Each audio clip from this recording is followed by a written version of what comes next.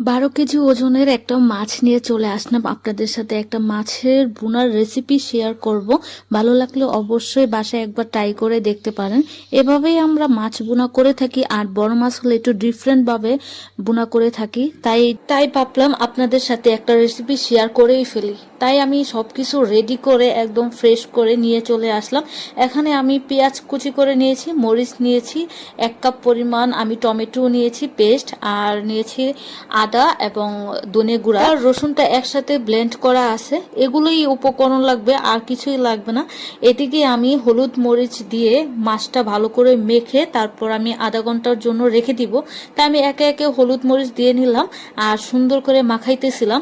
মাখানোর মাঝখানে আপনি একটু সরিষার তেল দিবেন এটার মধ্যে দিয়ে, তারপর আবার সুন্দর করে মাখিয়ে আপনি আধা ঘন্টার জন্য রেখে দিন। আর যেহেতু বড় মাছ তাই আমি পিসগুলো একটু পাতলা করে নিয়েছি, যাতে মশলাটা ভালো করে যায় এবং খেতে টেস্ট হয় এই জন্য। আর এদিকে আমি চুলাতে তেল দিয়ে দিলাম। আমরা যেহেতু সরিষার তেলে রান্না করি তাই আপনারাও চেষ্টা করবেন সরিষার তেল খাওয়ার জন্য।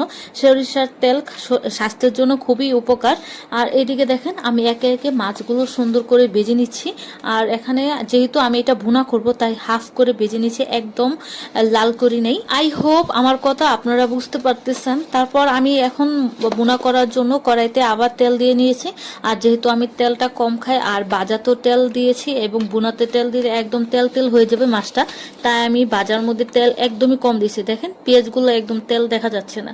তারপর একে একে আমি আদা পেস্ট এবং ধনে গুঁড়া দিয়ে তারপর হালকা একটু পানি দিয়ে দিছি। এই মশলাটা ভালো করে কষে আসলে তারপর আমি আবার টমেটোগুলো দিয়ে দিব। আর টমেটোটা দিয়ে তারপর আমি আবার ভালো করে নেড়ে চেড়ে আবার কিছুক্ষণের জন্য রেখে দিব। এটা যখন কষে আসবে একদম উপরে তেল তেল চলে আসবে তখন আমি মাছগুলো একে একে দিয়ে দিব। দেন আমার বেজে রাখা মাছগুলো আমি এখন একে একে দিয়ে দিব। তারপর মাছ দিয়ে একটু কষিয়ে তারপর আমি একটু পানি দিয়ে দিব। এখানে জাস্ট একটু পানি দিলেই হবে, যেহেতু মাছও কষিয়ে নিয়ে মানে ভেজে নিয়েছি এবং আমি মশলাগুলো ভালো করে কষিয়ে নিয়েছি, তাই এখানে অল্প পানি দিলে মাছটা জলদি হয়ে যাবে। বেজে রাখা মাছ যে প্লেটে রেখেছিলাম ওই প্লেটের মধ্যে অনেকটা তেল রয়ে গেছে। ওই তেলটা আমি ভালো করে কেচে এবং দিয়ে দিছি, যেহেতু আমি আগেই তেল অল্প ইউজ করছি।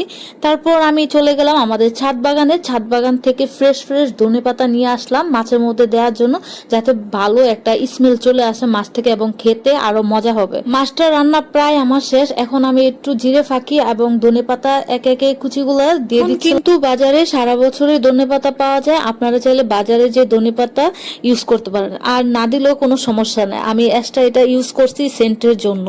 তারপর আমার মাছ রান্না শেষ, ফাইনালি আমি রেডি করে নিয়ে চলে